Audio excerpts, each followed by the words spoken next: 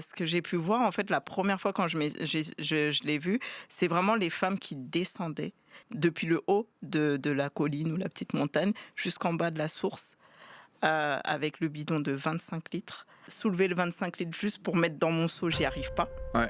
Alors, elles descendre et remonter avec 2 bidons, voire 3 bidons, je sais pas comment elles font. Là, tu réalises, tu te dis, ah oui, c'est leur réalité, c'est leur quotidien. Et quand on te dit, là, on a aménagé un forage, ou là, on a aménagé un puits, ou on a rangé une source qui est un peu plus proche, et du coup, ils ont juste qu'à descendre et monter, pas juste marcher 4 kilomètres et descendre et monter, ça fait la différence, effectivement.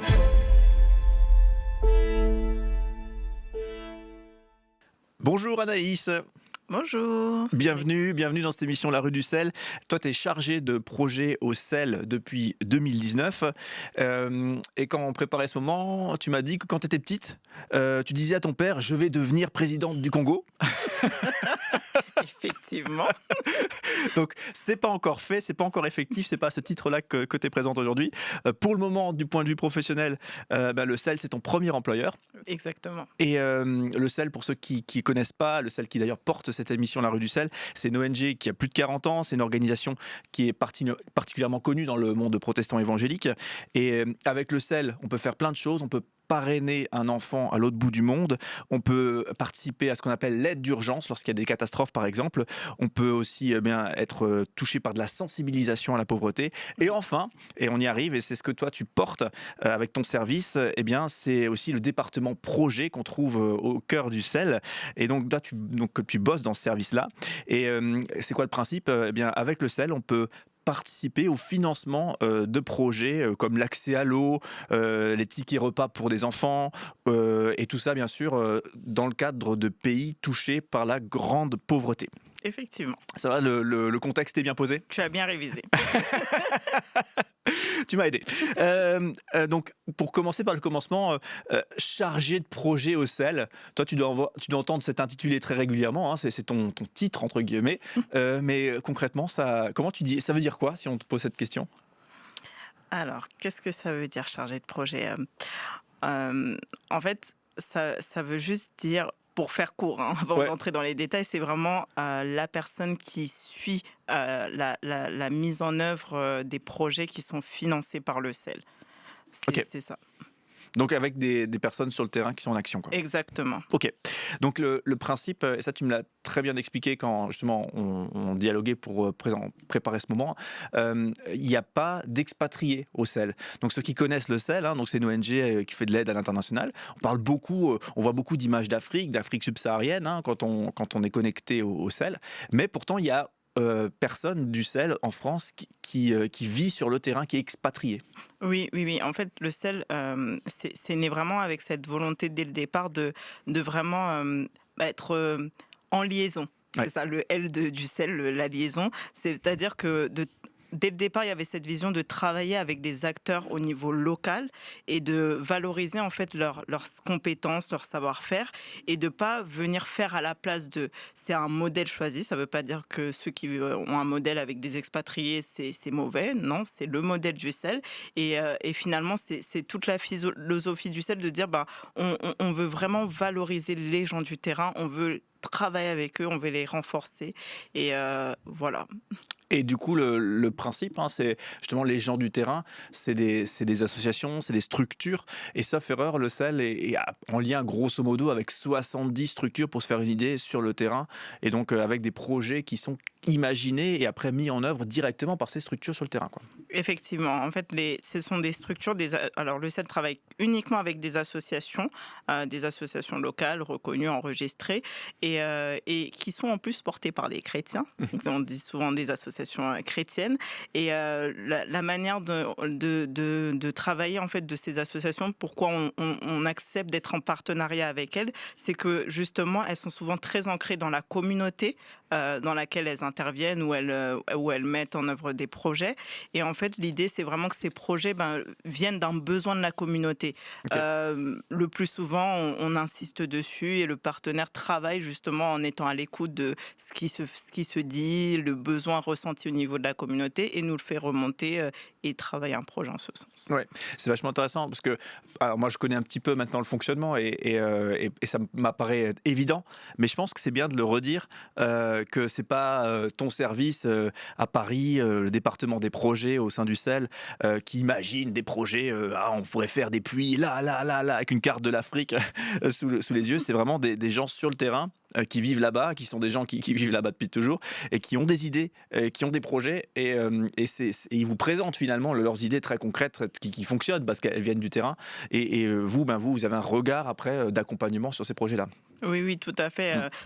C'est aussi c'est aussi un facteur de réussite des projets. Ok. Parce que souvent, dans le secteur du développement, de la solidarité internationale, il y a eu cette tendance à faire ce qu'on appelle un peu, désolé pour le côté anglais, mais du top-down. C'est-à-dire qu'on vient, on dépose un projet préfabriqué et on se dit que ça va tout résoudre. On a bien pensé aux problèmes et aux solutions derrière qu'on pourrait mettre en place. Mais souvent, la limite, c'est que lorsqu'on va dans ce sens-là, il n'y a pas d'appropriation de la communauté vis-à-vis de ces projets. Et je peux prendre un exemple des projets eau et assainissement. Hein. C'est vraiment quelque chose qui a été déploré par le passé. C'est que plusieurs programmes d'eau sont venus avec on va installer des puits et ça va tout résoudre. Mm. Mais en fait, il se passe quoi quand les puits ne fonctionnent plus qu'on les a installés, mais qu'on a juste dit à la communauté, voilà, vous avez de l'eau, et c'est bon. Mais en fait, non, il faut que la communauté puisse vraiment, parle d'appropriation, s'approprier l'ouvrage et se dire, en fait, on lui montre comment réparer ce puits-là, on lui dit que c'est son puits, c'est pas le nôtre, on n'est pas juste venu déposer quelque chose et offrir, mais c'est son puits, c'est son ouvrage. Et finalement, on fait participer la communauté à ce projet pour que derrière, ça puisse durer et que derrière, ils puissent réparer, ils puissent installer d'autres forages par la suite, etc. Ouais, j'imagine que l'accès à l'eau, c'est un point particulièrement sensible, notamment dans certaines régions d'Afrique subsaharienne. L'Afrique subsaharienne, la région de l'Afrique peut-être la plus touchée par la pauvreté, je pense. Hein. Je dis pas de bêtises en disant ça. Oui. Malheureusement, jusqu'à aujourd'hui, c'est la région la plus touchée par l'extrême pauvreté dans le monde. Et effectivement, la question de l'accès à l'eau, c'est une question, on va dire, primordiale. C'est un des premiers enjeux pour l'Afrique subsaharienne. Et on le voit encore. Il y a eu beaucoup de progrès qui ont été faits. Il faut le dire, il faut le rappeler. Il y a eu quand même beaucoup de progrès qui ont été faits depuis ces dernières années pour que les gens aient accès à l'eau. Mais il y a encore tellement de besoins. La preuve en est, on finance encore des projets d'accès à l'eau potable jusqu'aujourd'hui au niveau du CEL. Oui. Alors, c'est, pour ceux qui connaissent Thomas Blanc, qui est un artiste, un louangeur, et qui est partenaire, ambassadeur du CEL, Oui.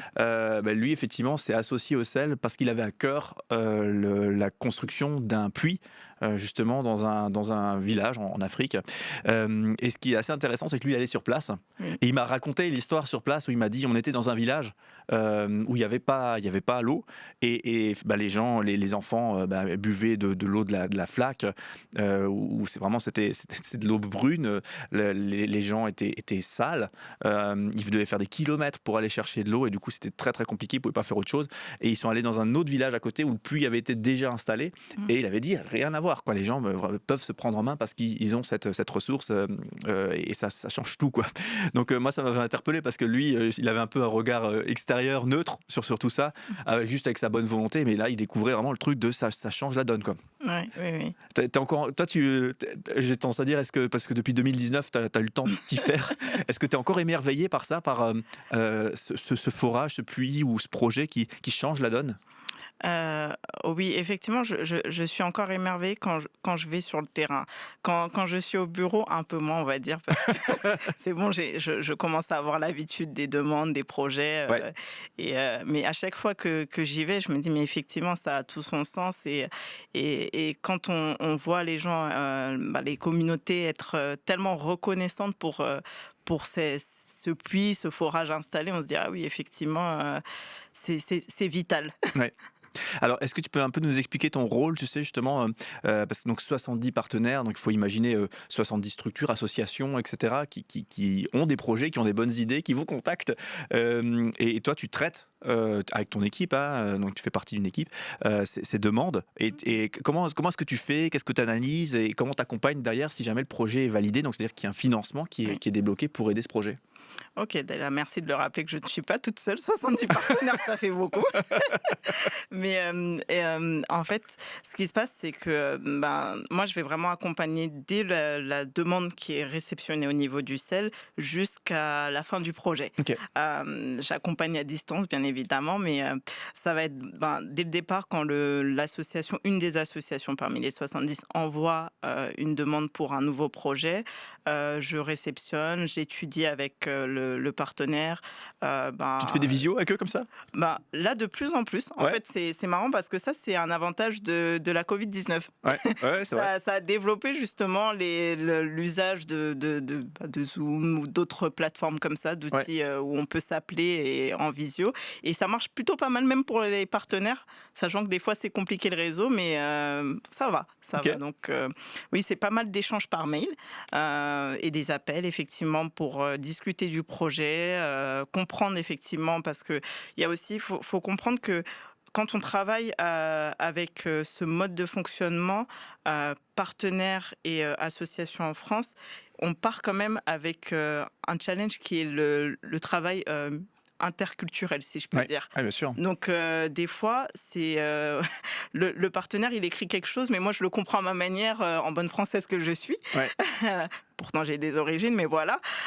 Et donc, il faut vraiment comprendre ce qu'il veut faire derrière. Des fois, c'est pas aussi évident, mais c'est d'où l'importance de discuter, de peut-être réajuster aussi certaines choses avec lui, sans modifier son projet, parce que ça reste le sien. Et ensuite, de présenter ce projet à une commission qu'on appelle la commission des projets du CEL, qui est déléguée en fait par le conseil d'administration pour pouvoir décider des financements. Donc, c'est pas moi, Anaïs, qui vais dire tel projet on le finance ou pas. Moi, je vais juste le présenter à cette commission et donner mon avis. Si je pense que c'est un très bon projet, je vais vraiment aller dans ce sens-là et insister, le défendre. Si je pense qu'il y a quelque chose à retravailler ou que c'est pas forcément un projet approprié pour la communauté, je vais le dire et être franche. Et souvent, effectivement, la commission se base sur mon avis et l'avis de mes collègues chargés de projet. Et une fois que c'est financé, là, c'est toute la phase de suivi où je vais vraiment rester en contact avec le partenaire, où je vais lui demander de nous envoyer un rapport.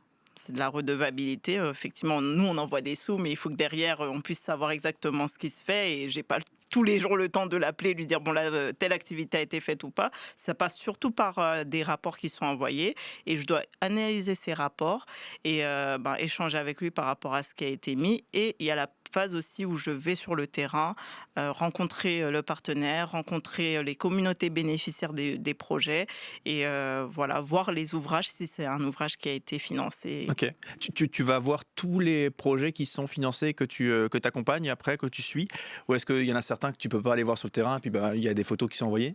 Effectivement, il y en a certains, c'est difficile d'aller sur le terrain, soit c'est parce que c'est pour des raisons sécuritaires, Ok. Ouais. ou ça bouge pas mal hein, dans ces zones-là, donc il y a des fois des endroits où on peut plus trop se rendre. Par exemple, l'exemple du Burkina Faso, ça fait quelques années où on y va encore un peu maintenant, mais surtout au niveau de la capitale, mais on n'a pas que des projets dans la capitale, donc c'est difficile d'aller voir ces projets-là, ou des fois c'est juste que c'est pas moi qui y vais, mais c'est un autre collègue qui y va pour moi, Oui, et bien voilà, sûr. Mm. vice-versa. Ok.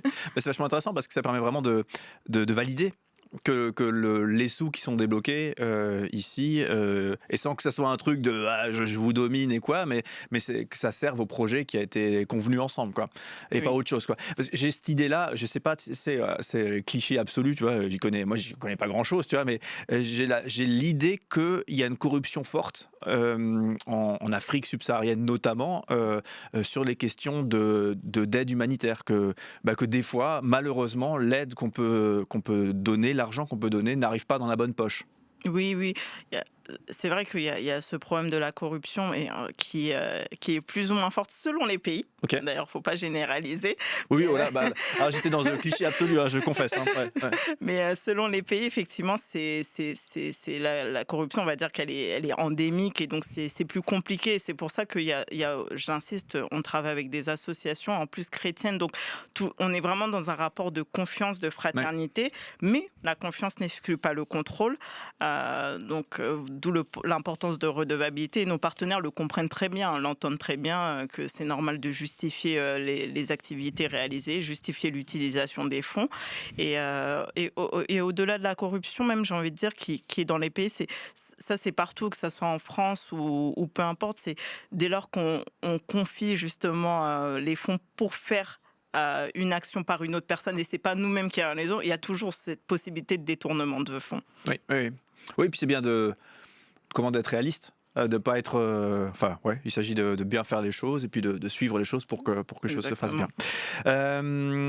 Question concrète, est-ce que tu peux nous parler peut-être des derniers projets que tu as suivis, qu'on se projette dans des réalités très très concrètes, dans quel pays, quel partenaire, quel type de projet, parce que on va le détailler tout à l'heure, mais il y a plein de types de projets, il n'y a pas que l'accès à l'eau, il y a l'agriculture, on vient donner une machine qui permettra vraiment de développer l'agriculture et de générer un cercle vertueux. Il y a le ticket repas pour les enfants. Enfin, il existe plein de projets possibles qu'on peut soutenir, hein, nous ici en France. Est-ce que tu peux nous parler des quelques derniers projets sur lesquels tu as bossé ? Alors, je réfléchis, dernier projet. Ça ressort les dossiers là. Je ressors les dossiers un peu. Je vais essayer de changer de type de projet parce que je vais parler l'eau plus facilement étant donné que j'ai suivi des projets eau pendant très longtemps. Ok. Donc ça me vient naturellement. T'étais Madame Projet Eau. Exactement. Donc ça me vient assez naturellement de parler des projets eau. Mais parmi les derniers projets que j'ai pu suivre, intéressants, il y a eu les projets de formation professionnelle pour les jeunes. Pour les jeunes, il y en a un que j'ai pu suivre pendant plusieurs années là, au Mali. Il est encore en cours. Donc ça, c'est un projet qui a été mis en place en fait pour des jeunes qui on va dire qui étaient en rupture un peu familiale et en rupture vis-à-vis de la société. C'est pas des jeunes qui forcément vivent dans la rue, mais c'est des jeunes qui étaient déscolarisés, qui, oui, voilà, souvent avaient du mal avec la famille. Et donc, on a ce partenaire-là au Mali qui a justement pensé à un projet pour accompagner ces jeunes. Et comment il travaille, en fait, il met beaucoup le sport au centre de ses activités. Okay. Donc, souvent, ce qu'il organise, c'est un peu des sessions de sport, des grandes activités sportives pour attirer les jeunes. Et autour, en fait, il y a vraiment une approche très holistique. À la fois, il y a une sensibilisation pour les jeunes. À la fois, il y a un apport un peu biblique aussi pour ces jeunes-là. En plus, je rappelle, on est au Mali. C'est pas forcément tout le monde qui est ouvert à la religion chrétienne, ou du moins qui est chrétien. Et par la suite, au travers de ces camps, ils arrivent justement à attirer certains jeunes et leur proposer justement de rejoindre un programme où ils pourront être formés, ne pas rester en fait en rupture sociale et juste être là, errer toute la journée, ne rien faire, mais vraiment apprendre un métier et être formé dans une institution de formation. On pourrait dire que c'est l'équivalent d'un CAP, c'est reconnu par l'État, c'est une structure privée. Et pendant 3 ans, ces jeunes sont accompagnés. Et c'est intéressant de voir parce que les familles témoignent justement qu'au travers de ce projet, ils voient souvent un changement de comportement au niveau des jeunes. On voit ils voient vraiment une transformation petit à petit se faire et ça, c'est encourageant. Très cool. C'est marrant parce que je me sens presque bête. Parce que, tu sais, moi, quand t'allais me parler de projets de développement en Afrique subsaharienne, tu sais, je vois ces images du petit enfant noir, le ventre gonflé, en malnutrition, dans une extrême pauvreté. Et presque, je pense que c'est ça le terrain. Tu vois, moi, le cliché de l'Européen, là, etc. Et que je suis jamais allé sur place, hein, j'ai jamais été en Afrique. Et bien sûr que quand tu connais un peu la situation ici de l'aide sociale en France, tu sais qu'il y a des jeunes qui sont en décrochage d'une manière ou d'une autre et que c'est vraiment important d'être en connexion avec eux, d'essayer de leur proposer quelque chose. Et bien sûr, il y a des jeunes de la même manière au Mali ou partout en Afrique, partout dans le monde. Donc c'est extrêmement intéressant parce que ça vient nous ramener aussi, tu bosses dans le vrai, quoi. Tu bosses pas Oui. dans les fantasmes qu'on a de l'aide humanitaire. Exactement. Et j'ai envie de dire, en fait, je vais préciser quelque chose et pourquoi j'aime beaucoup ce projet qui m'est venu directement à l'esprit, c'est que l'un des défis pour l'Afrique subsaharienne, c'est les jeunes. La population en Afrique, elle est extrêmement jeune. J'ai pas les données en tête, mais c'est plus de la moitié de la population, ça c'est sûr. Et même quand on va sur le terrain, on voit des jeunes partout. Donc il y a vraiment un défi sur eux. Et là où peut-être on peut se dire effectivement c'est la même chose qu'ici, mais c'est que souvent là-bas les structures elles sont défaillantes, les structures étatiques. C'est-à-dire qu'un jeune vraiment en rupture, il a c'est vraiment, il est dans un cercle d'extrême pauvreté automatiquement. Et en plus, il y a moins de possibilités de se faire former. Ici, j'ai parlé de l'équivalent du CAP. Le CAP, limite, il est gratuit. On s'en rend pas compte. Il y a les impôts, tout ça. Mais là-bas, il faut le payer Mm. directement. Et c'est souvent inaccessible, justement, pour des jeunes qui sont issus de familles très pauvres. En fait, c'est vraiment ce moyen de donner un coup de pouce pour sortir de cette extrême pauvreté-là les partenaires font, surtout pour les jeunes dans ce type d'exemple. On allume l'étincelle. Hein, moi, j'ai été marqué par un projet qui avait été mené, je ne sais pas si toi qui l'avais suivi, d'aide à l'agriculture justement, où donc dans le cadre d'une, je crois que vous appelez ça impulsion économique. Hein, donc Oui. on vient donner cette petite pitchonnette, cette petite aide au début, puis après hop, les choses fonctionnent toutes seules. Et cette dame qui expliquait, une agricultrice, j'imagine qu'il y a beaucoup d'agriculteurs aussi, je crois que c'est au Tchad, qui expliquait que en fait elle dépensait tout son argent dans la transformation chez un sous-traitant en fait, Oui. de ce qu'elle récoltait, quoi, avec son équipe. C'était toute une équipe de femmes, et en fait le fait qu'il y ait plusieurs machines qui soient données dans le cadre d'un programme, ben, ça fait qu'elles ont pu transformer elles-mêmes leurs denrées alimentaires. Alors c'est des trucs à moudre. Là tu te rends compte que tu es complètement déconnecté de ça, tu sais même plus comment ça fonctionne les machines. En tout cas, elle avait l'air d'être une spécialiste, quoi. Hop, et puis elle transforme elle-même et d'un seul coup elle double son revenu. Oui. Et d'un seul coup, elle expliquait qu'elle peut d'un seul coup être au service du plus pauvre chez qu'elle peut. Enfin, moi, je trouvais ça magnifique, quoi. Et tout ça grâce à un petit coup de pouce. On retrouve cette même dynamique là, du coup aussi, j'imagine, dans les projets agriculture, quoi. Oui, dans les projets agriculture, il y a vraiment cette idée-là. Souvent, en fait, ce qui est difficile pour les agriculteurs, déjà, il faut le rappeler que la plupart des gens vivent de l'agriculture en Afrique, Ouais. c'est très rural. Et donc, la difficulté, c'est que le travail reste encore très, très difficile. Bon, l'agriculture, de manière générale, je pense que c'est dur partout, mais ici, on ne se rend pas compte, tout est mécanisé. Tout est mécanisé. Les agriculteurs ont aussi leurs difficultés à leur niveau, mais voilà, il y a eu quand même beaucoup d'efforts faits depuis toutes ces années. Et alors qu'en Afrique, il y a encore tellement de limites au niveau de l'accès pour des équipements, des semences améliorées aussi. Et justement, c'est là où souvent nos partenaires interviennent, c'est équiper les agriculteurs, leur donner accès à des meilleures semences, les aider aussi à apprendre d'autres techniques pour justement augmenter leur rendement. Et ça fait la différence. Ouais, et puis cette dame que je citais, elle était très chou, ouais, parce que le premier truc qu'elle dit, après avoir dit j'ai doublé mon revenu, elle dit je peux envoyer mes enfants à l'école correctement, et s'il y a quelqu'un qui passe et qui a faim, je peux lui donner à manger. Moi je me suis dit, toi tu sors de la grosse galère, tu es un tout petit peu mieux, la première chose que tu penses, c'est bon, bien sûr tes enfants, et paf, et aider moi j'ai trouvé ça, cette dame elle m'a beaucoup ému. Et donc là j'imagine que c'est l'une des partenaires sur place, comme l'une des fameuses 70 qu'on retrouve. Est-ce que ah oui, l'accès à l'eau, parce que je crois que c'est quelque chose qui touche, enfin je sais pas, encore je rentre dans mes clichés, hein, tu m'excuseras, là, je déverse, hein, j'y vais. L'accès à l'eau, je reviens dessus parce que je crois que c'est quelque chose qui interpelle tout particulièrement les gens ici, de se dire que par endroits en Afrique subsaharienne, notamment des femmes, font des heures de marche pour aller chercher de l'eau. Elles reviennent chargées comme des mules, c'est le vrai terme, je crois. Et puis du coup, elles passent leur journée à ça, à chercher de l'eau.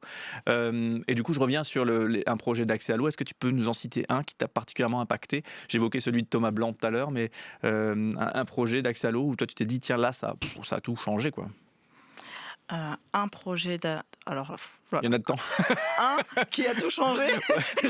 J'ai envie de dire, ils changent tous. Ok. Euh, Un qui t'apparaît?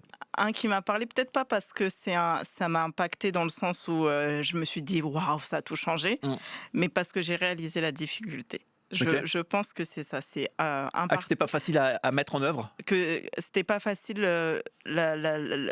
Quand on parle justement de cette réalité, tu l'as dit, hein, les femmes qui vont chercher Ouais. l'eau avec les petits enfants et tout, c'est beau sur le papier, c'est beau, on en entend parler, mais le voir, c'est différent.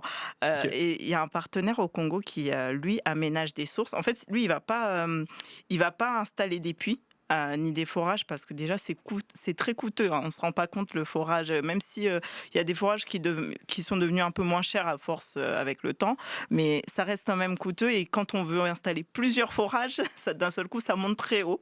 Et donc lui, ce qu'il fait, c'est qu'il part en fait des sources qui existent, parce que dans la région où il se trouve au Congo, c'est très vallonné, et donc il y a pas mal de sources partout.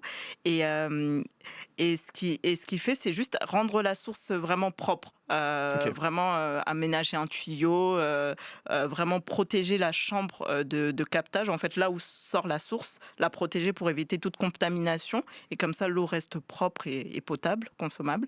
Et et quand je suis allée le voir sur le terrain, là j'y étais encore cette année. Oui, j'y étais il n'y a pas très longtemps.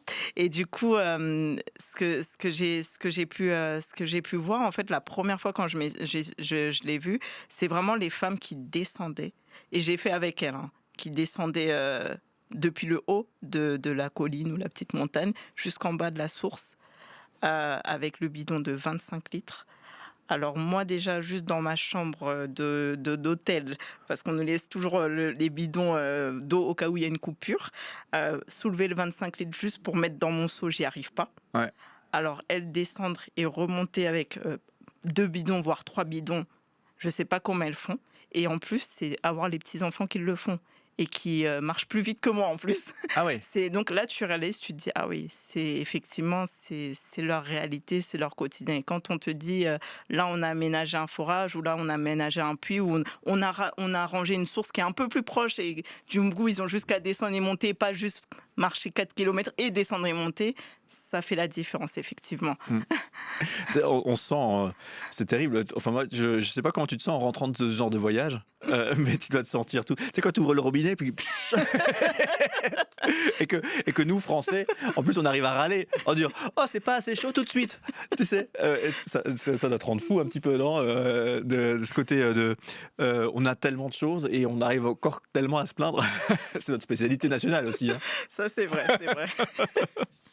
C'est vrai que la première fois, après mon premier voyage, ça m'a fait ça. Ça m'a vraiment, on va dire, choquée. J'étais, mais oh là là, on se rend pas compte de tout ce qu'on a, les transports et autres. Mais après, j'ai envie de dire, on s'habitue à force d'aller sur le terrain. Mais c'est sûr que à force, je vois la vie différemment, on va dire. Ah c'est vrai, ça t'a nourri toi? Oui, c'est sûr, c'est sûr. C'est des exemples tout bêtes, mais j'essaye d'être plus patiente quand il y a un souci de transport, en me disant, bon, moi j'ai Ah les oui. transports en commun. J'ai dit, j'essaye. Hein. C'est pas parfait, Tu restes parisienne. mais je reste parisienne. C'est excellent. Tu le disais tout à l'heure, et je veux juste qu'on peut-être termine cette séquence là-dessus. Tout repose sur la confiance. Le CEL, ici en France, qui collecte des fonds, accorde sa confiance Oui. à des partenaires qui sont sur le terrain, donc les 70 partenaires. Et toi, tous les ans, tu m'avais dit, tu as 10-15 projets que tu accompagnes, que tu suis pour que tout se passe bien et que les fonds aussi arrivent à bon port. Oui. Donc tout repose sur la confiance. Et tu m'as dit que du coup, ce qui est important, c'est nourrir le lien. Oui. Qui permet de, comment dirais-je, de veiller sur cette confiance, je sais pas, là je voyais la petite flamme de la confiance qui brûle et puis qui est un peu fragile, mais qui en même temps est très importante, qui est au milieu de tout ça. Et comment est-ce que tu fais justement pour travailler le lien, pour garder un lien qualitatif, et comme dit, il y a quand même des différences culturelles fortes. Effectivement, bah, déjà, la plupart de nos partenaires, c'est des partenaires aussi de longue date, la plupart, hein. Ok. Donc ça aide. Hmm. Ça aide à garder du lien, peu importe pour le chargé de projet qui arrive, parce que finalement, c'est une relation qui est hors du chargé de projet. C'est une relation vraiment entre Entre cette le sel association ici, et ouais, voilà, ouais, le ok, CEL et l'association. ouais, Donc ça, c'est aussi quelque chose qui aide. Et après, au niveau de la relation, ce qui, c'est vraiment tous les échanges qu'on peut avoir, aussi l'association, quand elle sent qu'on est vraiment intéressé, qu'on n'est pas juste là pour dire bon, est-ce que vous avez bien fait ceci, vous avez bien fait cela, mais qu'il y a un réel intérêt, il y a une réelle écoute aussi de notre part, ben, ça aide aussi à nouer ce lien de confiance. Et souvent, j'entends des partenaires le dire, et c'est pas pour nous vanter, hein, mais ils le disent vraiment, on se sent écouté avec hmm, le sel, on se sent vraiment compris, on sent qu'il y a une certaine flexibilité envers nous qu'on n'aurait pas forcément avec d'autres partenaires. Et donc, je pense que ça aide. Après, il y a aussi le fait aussi de rencontrer les partenaires sur place, hein, ça rajoute quelque chose, en plus de les voir aussi tous les ans ou tous les 2 ans. Euh, voilà. ouais, ouais. Là aussi, je voyais une vidéo de témoignage d'un des partenaires du sel sur le terrain, je ne sais plus quel pays d'Afrique subsaharienne, et qui disait, il disait cette phrase, hein, de la manière dont on m'a écouté, et il parlait du rapport avec le sel à Paris en l'occurrence. Moi, j'essaye d'avoir le même relationnel avec les plus démunis que je croise sur le terrain en Afrique. Donc le pasteur d'une ADD en Afrique qui expliquait ça, quoi. Donc ouais, très très chouette. Alors justement, passons un peu au terrain. Tu fais des voyages terrain, tu as expliqué, hein. Donc tu fais pas que suivre des projets, vérifier les budgets, vérifier la cohérence par rapport à la communauté, voilà, puis traiter ça aussi en matière de financement, tout ça, ça se passe à Paris.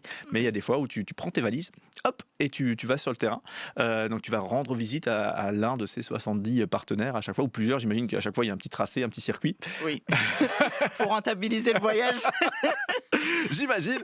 Est-ce que tu peux me dire combien de fois déjà par an, en moyenne, grosso modo, tu vas sur place? Est-ce que c'est 2 fois? Est-ce que c'est 4 fois, grosso modo, en moyenne? En moyenne, c'est 2 fois, au moins 2 voyages. Oui. Ça peut arriver, mais c'est rare, 3 fois, mais c'est vraiment deux voyages par chargé de projet. Ok. Et du coup, tu vas visiter combien de projets généralement quand tu vas? Tu restes une semaine, 10 jours? Oui, en moyenne, la durée, c'est 2 semaines. Ok. 2 semaines pour un voyage. Et en fait, ça va dépendre aussi du pays où on se trouve. Il y a des pays où on a peut-être un peu moins d'associations partenaires. Oui. Donc, on va peut-être visiter 5-6 projets, on va dire, 5-6 partenaires, même parce que des fois, les partenaires ont plusieurs projets en même temps. Et il y a des pays où il y a un peu plus de partenaires, donc c'est plus compliqué, où voilà, on s'organise différemment. Mm. Tu m'as parlé, quand je t'ai demandé les derniers voyages terrain que tu avais fait, tu m'as parlé de République démocratique du Congo, tu m'as parlé du Togo. Est-ce que tu peux me raconter un petit peu ce que tu avais fait sur place? Les 2 pays, ça a été un voyage assez similaire. Et oui, en plus, même le nombre de partenaires était assez similaire. Du coup, ça consistait en fait à aller vraiment visiter chacun des partenaires, prendre 2-3 jours avec eux, aller voir sur le terrain les projets, et rencontrer les bénéficiaires, discuter avec eux autant que possible, bien sûr. Et aussi prendre un temps de discuter avec le partenaire aussi sur ce il a envie de faire pour l'avenir, sur ce qu'il veut ajuster aussi, parce que voilà, nous, on a conscience que c'est compliqué aussi pour eux sur le terrain, Mm. et donc avec les difficultés qu'ils ont pu rencontrer, qu'est-ce qu'on peut ajuster, et c'est plus facile d'avoir ces discussions-là justement quand on est sur place, parce qu'on voit tout de suite, on comprend mieux que quand on est à distance. Donc ça a été ça. Après, il y a eu aussi T'as un exemple, un truc qui t'a... Tu t'es dit, ah ouais, ok, ça, je comprends maintenant et j'avais pas capté quand tu me euh, faisais la photo ou quand tu m'envoyais un mail avec les infos, quoi. par exemple, un partenaire avec qui on a pu discuter, c'était souvent, ça c'est en général quand on doit revaloriser certains budgets, notamment pour les projets, je pense, tickets repas, qui sont pour l'alimentation des enfants particulièrement.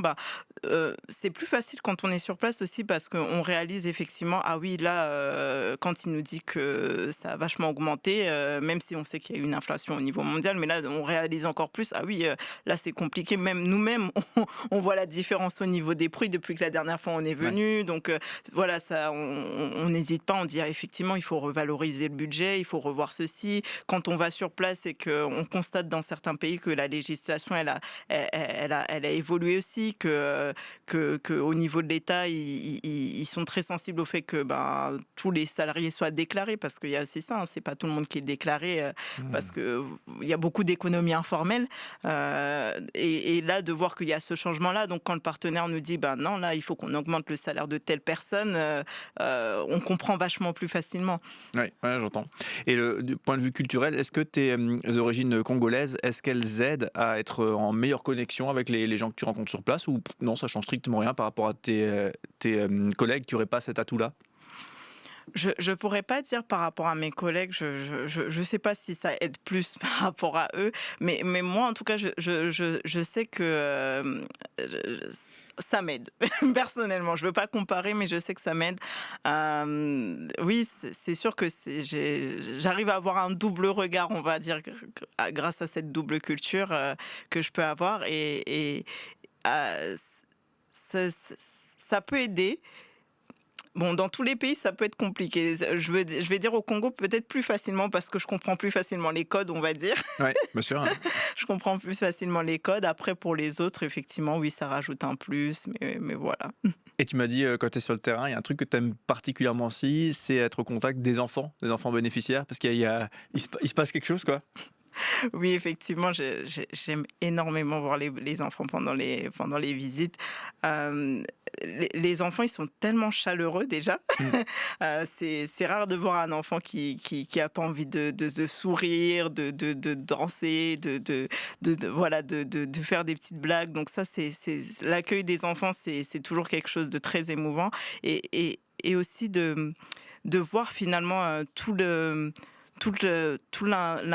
l'implication de ces projets pour les enfants. En tout cas, là, j'insiste sur les projets plus spécifiques pour les enfants. Il y en a d'autres qui ne sont pas forcément pour eux directement, mais de voir vraiment la différence que ça peut faire. Je peux prendre un exemple.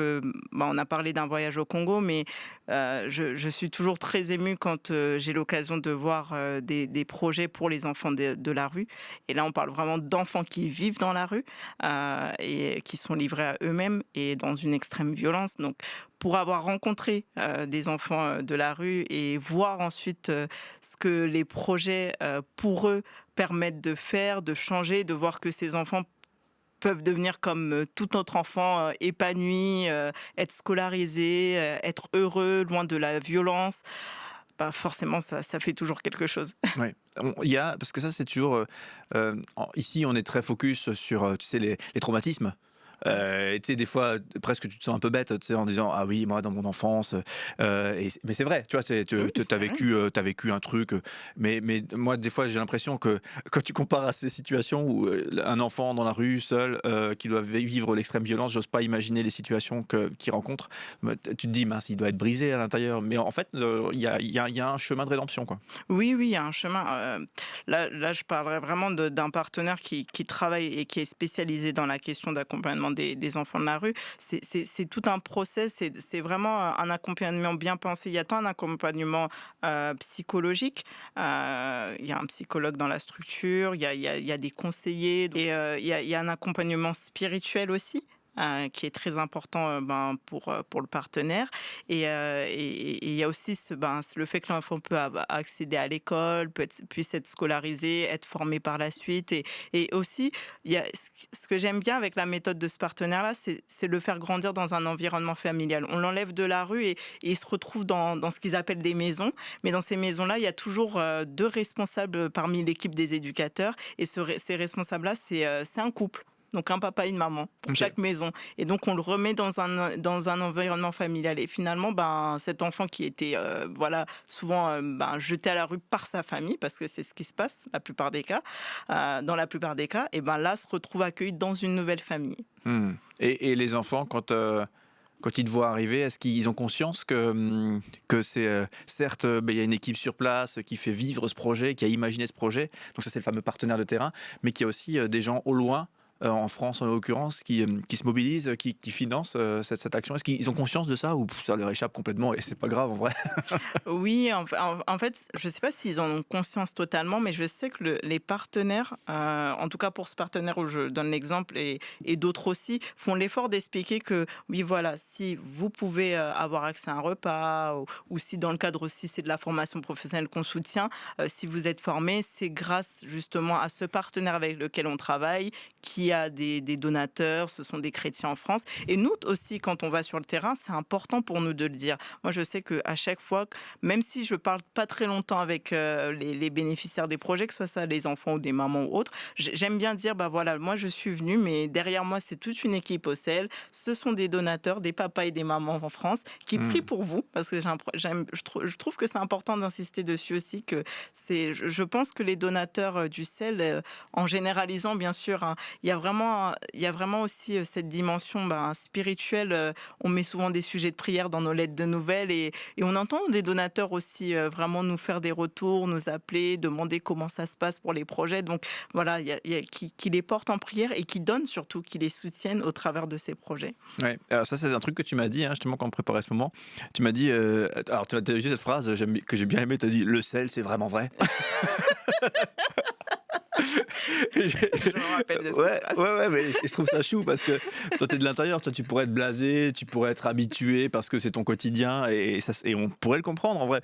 Mais non, t'as ce truc-là, puis tu as dit, bah, ici comme là-bas, ben, donc ici en France et là-bas, les partenaires de terrain en Afrique subsaharienne, et ben, tu as des gens qui sont poussés par la foi et l'amour des autres. Voilà, c'est comme ça que tu me l'as dit, je crois, ou que je Oui. paraphrase un petit peu là pour le coup.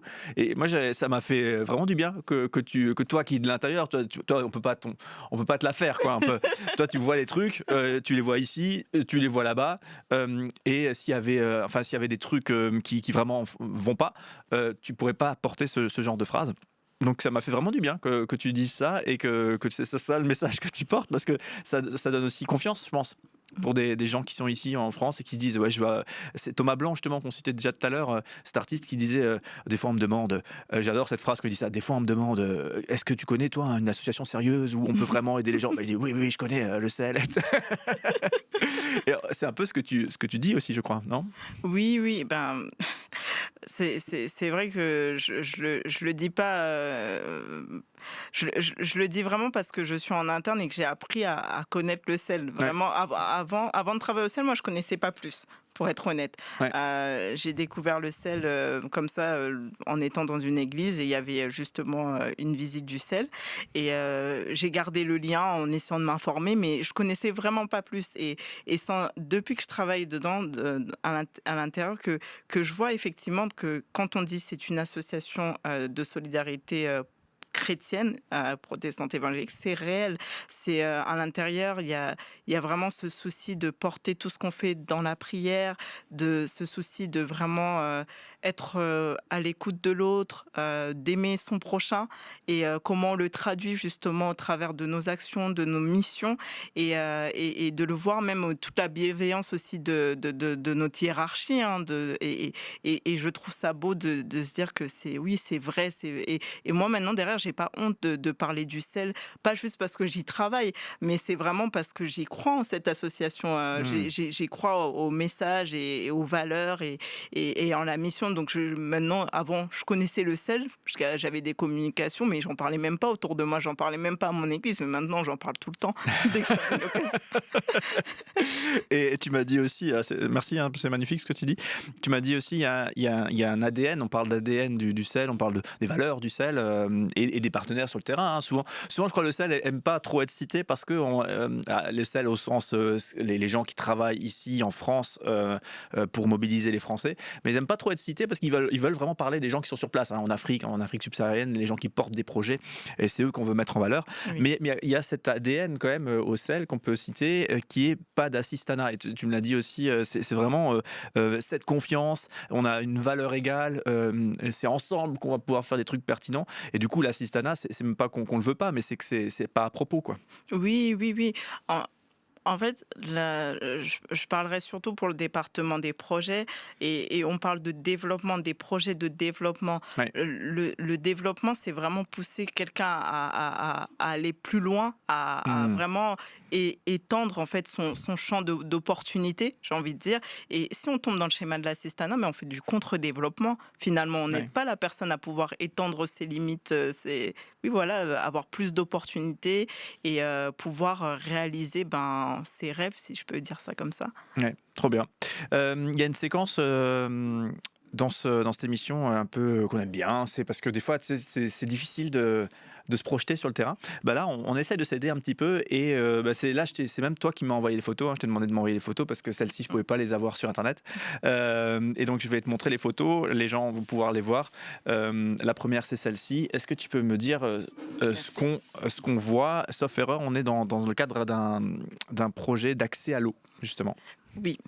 Donc je reviens avec de l'eau. Parce que là, c'est ton premier voyage avec le sel sur le terrain, c'est ça? Ouais, Exactement. OK.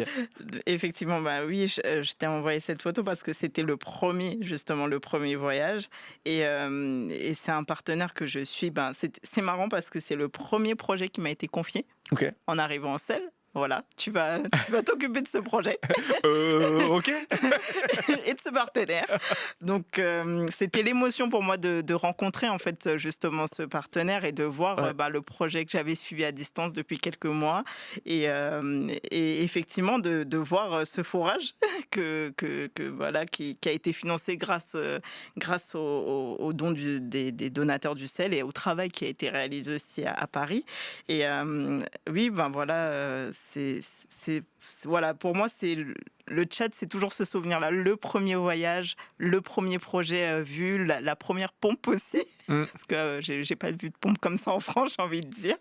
Ah, Donc, donc tu découvrais aussi le oui, dispositif, oui, quoi. voilà, Ouais. le forage manuel, oui. Ouais. Le découvrir vraiment Ouais, tel ouais. qu'il est. Il y a la théorie, Ouais. et là, on connaît effectivement parce qu'on se renseigne, tout ce qui est aspect technique pour pouvoir étudier ce type de projet. Mais là, le voir concrètement et voir les enfants venir chercher l'eau avec toute cette joie, oui, effectivement, c'est un beau souvenir. Et juste pour la petite histoire, pour bien expliquer ce projet, en Ouais. fait, c'est, on le voit derrière hein, sur la photo, mais c'est donc l'hôpital de Koyom.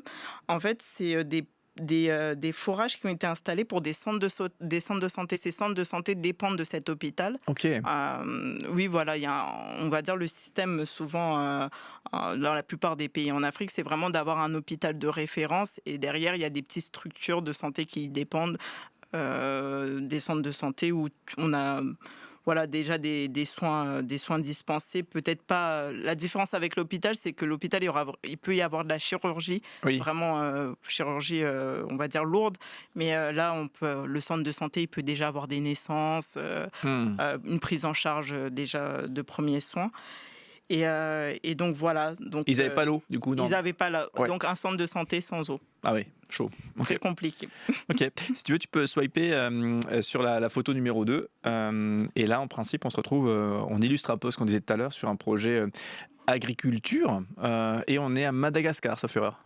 Effectivement. Ah. Alors, donc ça, c'est un projet à Madagascar.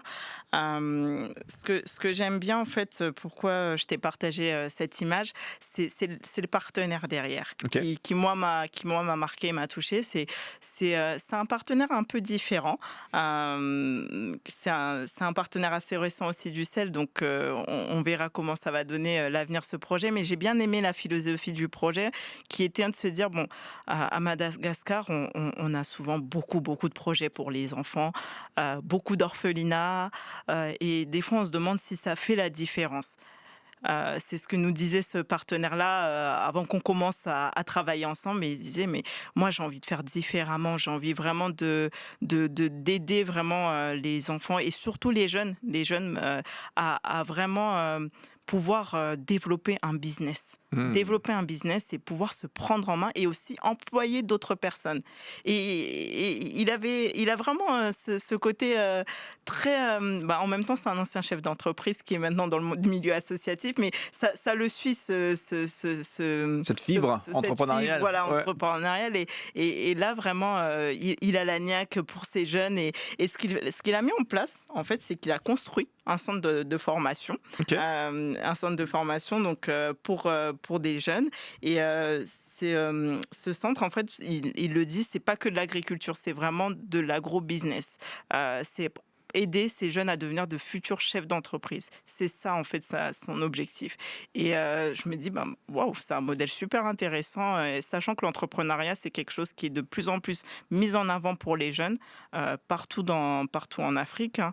Et donc voilà, c'est pour ça que je l'ai partagé. Trop bien. Ça rejoint un peu le truc de se prendre en main et d'œuvrer à son destin. C'est bien. Et sur cette photo, donc c'est la première promotion de ce centre de formation. Trop bien.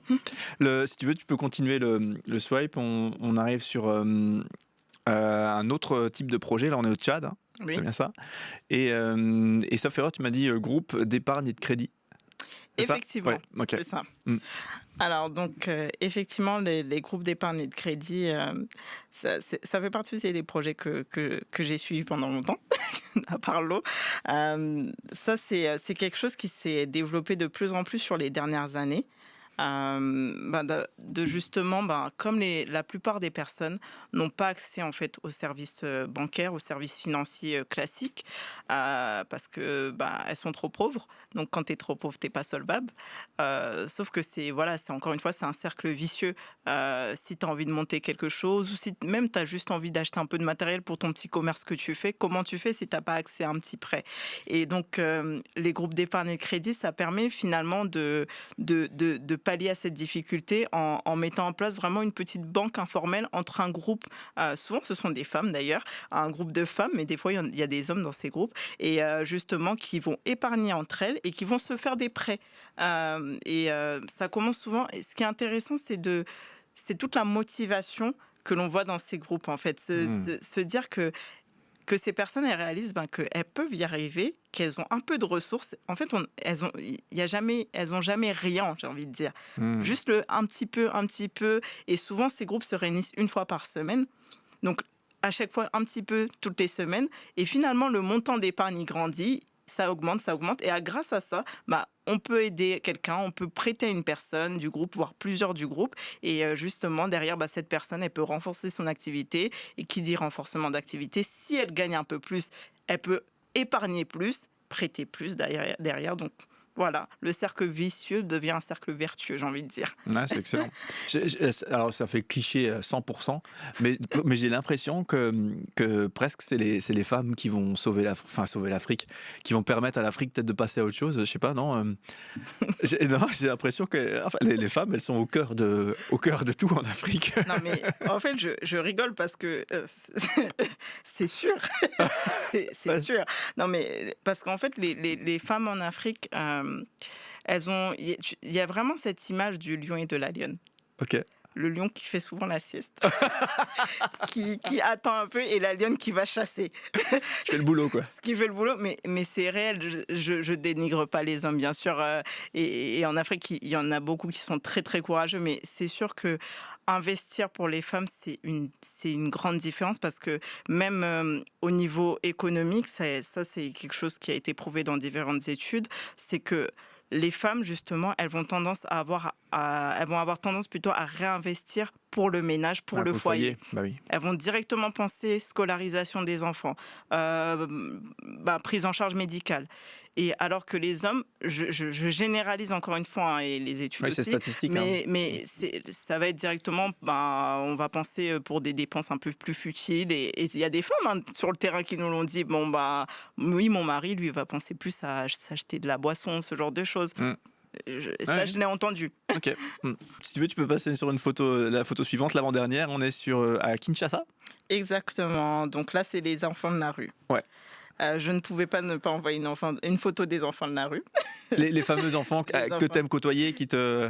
Exactement. Donc, sur cette photo, en fait, c'était lors de ma dernière visite. Et là, c'est l'un des membres de l'équipe de ce fameux partenaire qui est spécialisé dans ce travail d'accompagnement des enfants de la rue. Et là, c'est le culte qu'ils font chaque semaine avec les enfants de la rue. C'est le moyen justement de les atteindre en faisant un culte pour les enfants avec des cantiques, une petite histoire pour les enfants, et surtout aussi leur donner un peu à manger, un petit goûter, et les soigner, parce que la plupart ils arrivent blessés. C'est pas facile à vivre, hein, quand on assiste à ce culte avec les enfants de la rue. Oui, c'est assez choquant et de voir ces enfants vraiment cicatriser, certains sous l'emprise de la drogue. Euh, Des jeunes, quoi, des ah petits. oui, oui, des Oh. petits sous l'emprise de la drogue et après, voilà, de comprendre d'où ça vient Mm. et tout le changement qui est fait par la suite. Mm.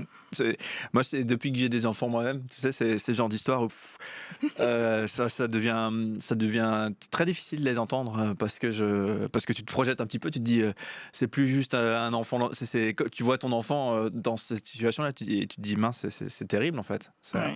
Bref, ok. Ben, et toi, donc tu les côtoies et quand tu les côtoies, tu vis le truc, c'est normal. Mais, enfin, pour eux, est-ce qu'il se passe un truc spécial ou finalement c'est une relation humaine des plus classiques et c'est très bien? Bah, pour eux, déjà, c'est tout le côté, ils sont intrigués. Déjà Ah, parce qu'ils voient que je suis un peu différente. Bon, encore moi, ça va parce que là, on est au Congo, donc je parlais d'un peu ouais. l'avantage que je peux ressentir au Congo. Je comprends la langue, je la parle un peu et tout, donc ça permet de créer du lien. Mais je suis pas toute seule, hein. Quand on part sur le terrain, je l'ai pas précisé, mais on part souvent avec au moins un membre de la commission des projets Oui. parce que ça aide aussi pour leur prise de décision dans le financement. C'est bien que ça soit réel aussi pour celui qui doit dire oui ou non. Ah oui, sur un On financement. finance. Ouais. Et oui, c'est aussi, même pour nous, je trouve que ça complète notre regard en tant que chargé de projet, où Mmh. des fois on est trop le nez dans Très les bien. dossiers. Ouais. Et il y a ce côté très technique. Et eux amènent plus de nuances, on va dire, et ont aussi une expertise, hein. Souvent, c'est membres de la commission des projets. Donc, je ne suis pas seule sur le terrain. Donc, je vais avec un membre de la commission des projets qui souvent est français, on va dire, pas comme moi, De avec souche, quoi. de Moi, je sais souche. pas si c'est le bon Et mot. du coup, il y a plus d'intrigue en mode Ouais. oh là là, ils sont venus avec des blancs aujourd'hui. Et donc, c'est différent. C'est les enfants dans Bah toute oui. leur innocence. Oui, et après, ce que j'aime, c'est pour ça que j'ai dit j'aime bien les enfants, c'est qu'il y a ce côté, voilà, il n'y a pas d'arrière-pensée. Mmh. Ils voient quelqu'un de nouveau, ils sont contents, ils sont intrigués, mais c'est tout. Ouais. Ah, c'est chou. Trop cool. Bah, si tu veux bien, la dernière photo. Et là, effectivement, on est sur cette fameuse équipe département des projets. Donc là, c'est qui est au CEL, avec ses bureaux en région parisienne. Et là, on voit je pense, tout partie de l'équipe, c'est ça? Effectivement, donc ça c'est l'équipe du département des projets exclusivement, Ouais. sans l'équipe du CEL au sens global. Et oui, donc maintenant on est combien? Je me rappelle plus. On est 6 maintenant, Ouais. effectivement. On voit sur la droite de l'image Isabelle, donc la responsable du service. Hein. Effectivement, Voilà, effectivement. Donc on a Isabelle, on a aussi François-Xavier qui est à côté d'Isabelle et Gillian qui est à l'autre bout, qui sont aussi chargés de projet comme moi. Ok. Et on est complété par Sam et Marie qui sont tous les deux devant. Donc Sam, lui, il s'occupe justement de la relation avec les donateurs. Ok, d'accord. C'est lui qui fait le lien et effectivement, c'est le premier niveau de réponse pour les donateurs, Ok. parce qu'on en a souvent, hein, qui appellent. Qui ont des savoir- questions, qui écrivent, etc. Quoi. Ouais. Exactement, Ok. qui écrivent, qui veulent savoir ce qui se passe, qui veulent très bien. prendre un engagement. Donc, ils nous aident énormément à ce niveau-là. Et on a notre mari qui nous aide justement dans ce qu'on appelle un peu la conformité, en fait, travailler avec les partenaires sur tout ce qui est respect des normes qualité. Oui. Des normes qualité pour le partenariat, moins sur l'aspect du projet, mais plus le partenariat. Par exemple, je vais prendre un exemple, mais vraiment tout ce qui va être travailler sur la transparence financière avec les partenaires dessus, comment ils peuvent améliorer tout ce qui est leur gestion comptable, gestion financière. Donc voilà, Marie, elle va vraiment aider sur des questions pareilles Ouais, trop bien. aux partenaires. Ouais, c'est rigolo, mais en même temps, on le dit depuis tout à l'heure, hein, qu'il faut veiller à la qualité. Service qualité, c'est assez rigolo. Donc ça, c'est le département des projets, hein, qu'on cite depuis tout à l'heure dans cette émission. Et il faut noter, hein, pour ceux qui ne l'avaient pas suivi au début, que ça, c'est l'une des actions qu'on retrouve au CEL sur les 4 piliers qui composent le CEL. Voilà, pour un petit peu replacer le truc parfois difficile à cerner, c'est entre le parrainage, c'est un autre service. Oui. Voilà, donc c'est pas forcément facile et lisible d'y voir clair. Pour conclure, j'aime bien poser quelques questions sur ton parcours à toi. Oui.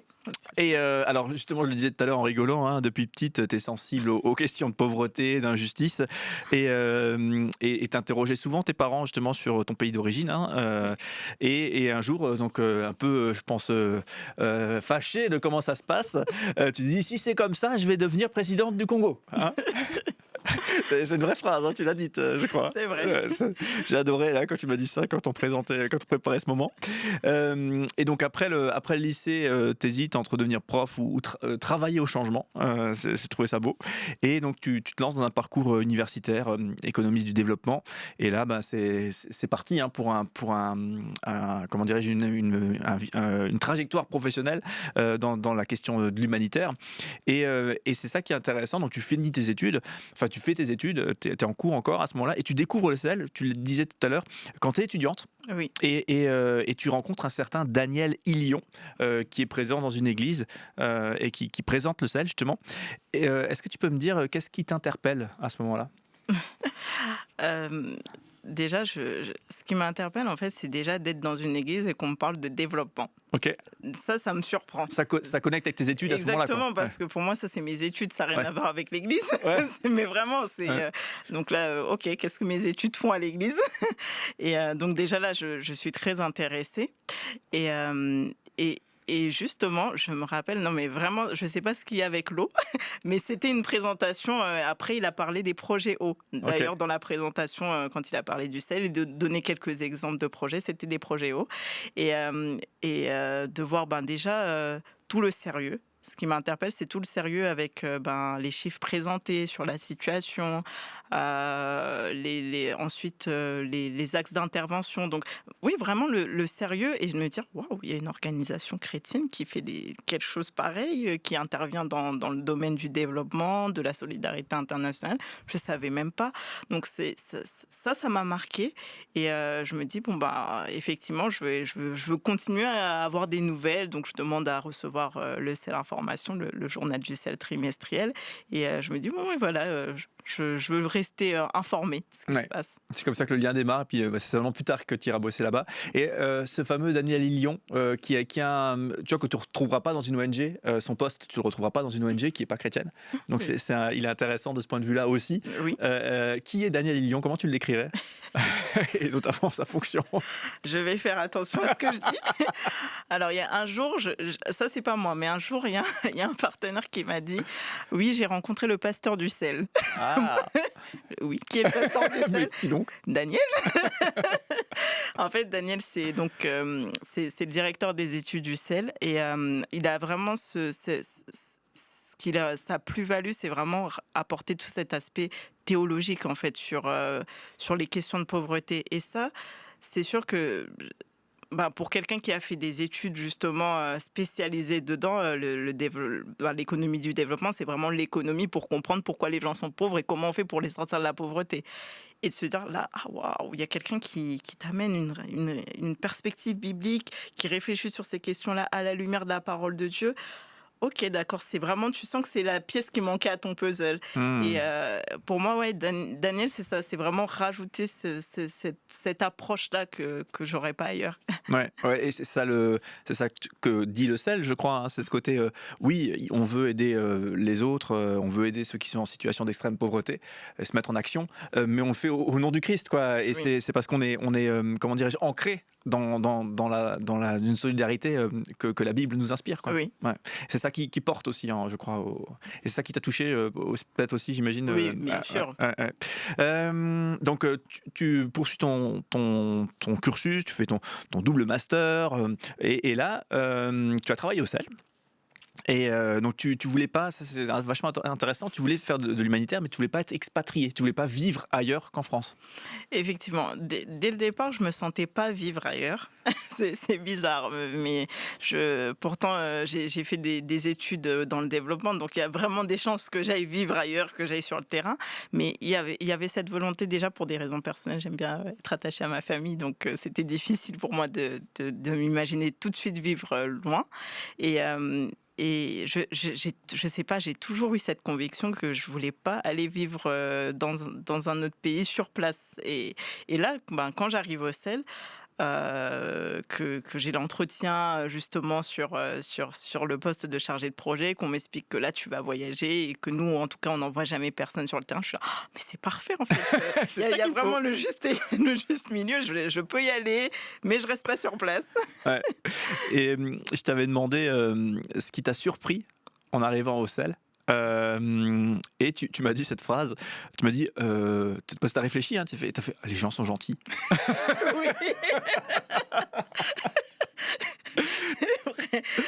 C'est vrai, mais c'est peut-être bête, mais c'est réel. C'est pour ça que je disais, j'en reviens à cette fameuse phrase en disant le sel, c'est vrai. Ouais. Les gens sont vraiment gentils et c'est de la gentillesse. Au début, tu te dis, bon, ok.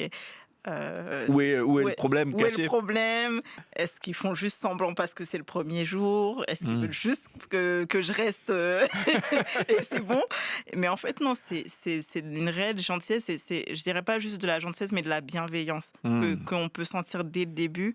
Après, je sais qu'on est tous sensibles différemment, mais moi, ça m'a touchée en tout cas, cette bienveillance, cet accueil et cette bienveillance qui reste au travers du temps. Ok, trop bien. Et du coup, une toute dernière question, justement plus personnelle aussi. On parlait déjà de ta double culture. Et tu m'as dit cette phrase que j'ai trouvée vraiment intéressante, c'est que ici, en France, des fois on te renvoie l'image que tu n'es pas totalement française. Quand tu es en Afrique subsaharienne, et particulièrement au Congo, on te renvoie l'image que tu n'es pas vraiment congolaise, quoi. En fait, c'est ça, c'est que, c'est que bah, le fait d'avoir une double culture, c'est une richesse, mais en même temps, Ouais, c'est déstabilisant. c'est déstabilisant. Et ça, je ne suis pas la seule à le dire. Je sais que j'ai déjà eu des conversations, que ce soit avec des collègues ou des amis qui ont aussi cette richesse d'avoir deux cultures, voire plus, et de dire un peu la même chose, de dire, bah, en fait, limite, on est juste citoyen du monde parce que tu n'es jamais 100% là ou 100% là, en fait. Il y a toujours des choses qui t'échappent. Moi, il y a des choses qui m'échappent, effectivement, ici en France, bah, voilà, parce que j'ai pas grandi avec ça. Mes parents sont pas français de base.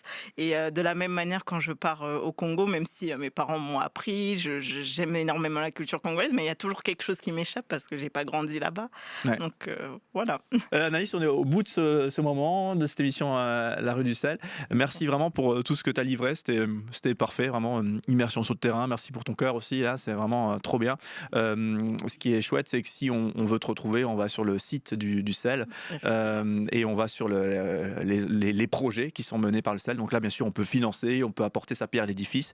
Et ce qui est très chouette maintenant, on le sait, si on finance un projet de tickets repas, de puits, d'aide à l'agriculture, bien, il y a des personnes comme toi ou des collègues qui sont là, qui vont utiliser ces fonds pour financer des projets sur le terrain qui sont suivis, qui sont accompagnés. Enfin bref, merci pour cette belle illustration. Et puis ça, là aussi, ça génère, ça finit de solidifier la confiance aussi. Donc c'est très très cool. Bah, merci à toi. Avec grand Merci plaisir. vraiment pour l'accueil. Allez, belle suite en tout cas à toi. Puis nous, on se retrouve très très vite le mois prochain pour un nouvel épisode de La Rue du Sel.